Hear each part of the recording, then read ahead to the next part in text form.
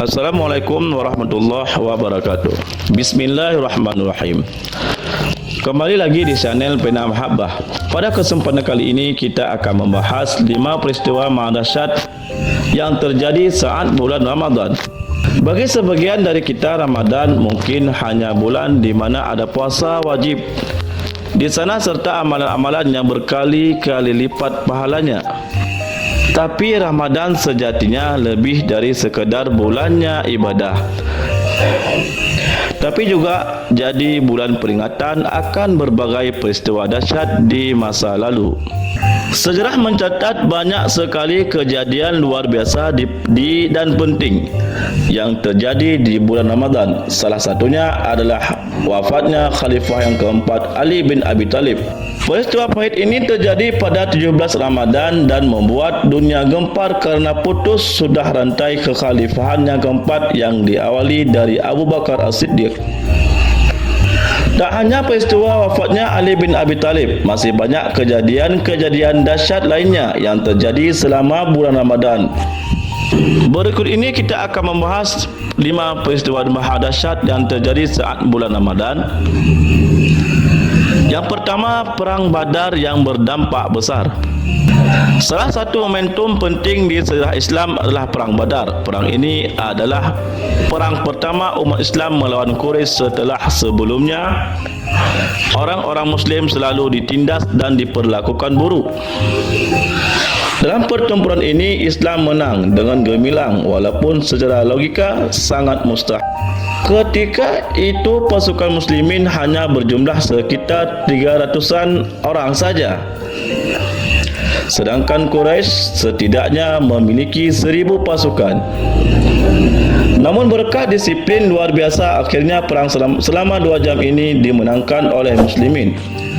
Perang ini terjadi pada tanggal 17 Ramadan tahun 2 Hijriah. Yang kedua, strategi Perang Khandak dibuat di bulan Ramadan. Perang Khandak juga merupakan salah satu peristiwa besar yang sangat berpengaruh bagi dunia Islam. Peperangan ini dibuat oleh orang-orang Quraisy dan Yahudi untuk mengempur dan menguasai Madinah. Tak main-main menghadapi yang semacam ini, muslimin Madinah bisa berfikir sangat matang saat mereka kemudian membuat parit-parit agar menyulitkan pasukan gabungan tersebut. Perang ini sendiri berakhir dengan keteguhan Madinah. Para pasukan gabungan itu pulang dengan hampa. Penyusunan strategi ini dilakukan muslimin saat Ramadan.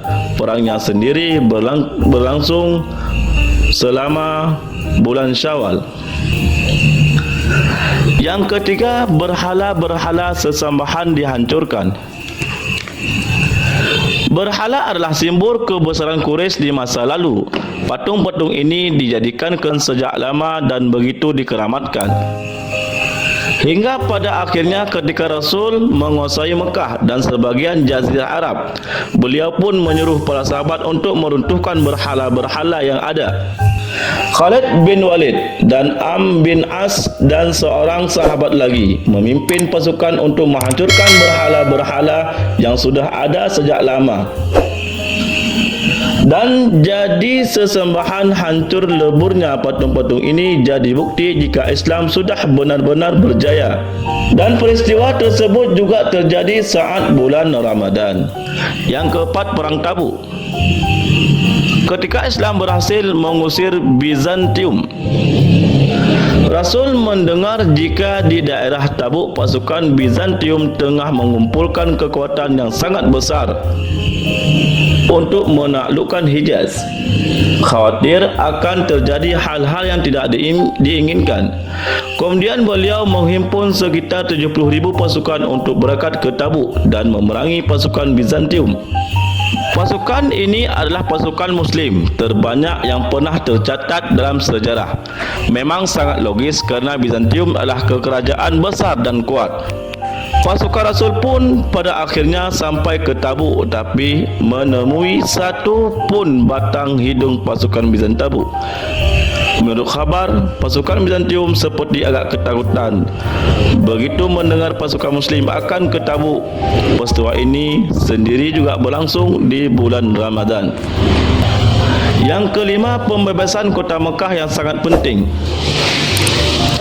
Fatu Mekah atau pembebasan kota Mekah adalah salah satu peristiwa penting bagi Islam.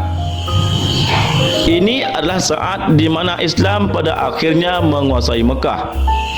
Bisa menduduki Mekah sendiri adalah cita-cita Muslim sejak dulu sekali, dan baru bisa terjadi setelah mengalami banyaknya peristiwa. Meskipun namanya penaklukan, tapi dalam peristiwa ini tak ada satupun darah yang tertumpah. Peristiwa ini terjadi di bulan Ramadan pada tahun 8 Hijriah. Inilah peristiwa-peristiwa yang penting yang terjadi selama Ramadan. Sungguh Rasul dan para sahabatnya menjalani hari-hari yang berat ketika itu. Inilah peristiwa-peristiwa penting yang terjadi selama Ramadan. Sungguh Rasul dan para sahabat menjalani hari-hari yang berat ketika itu.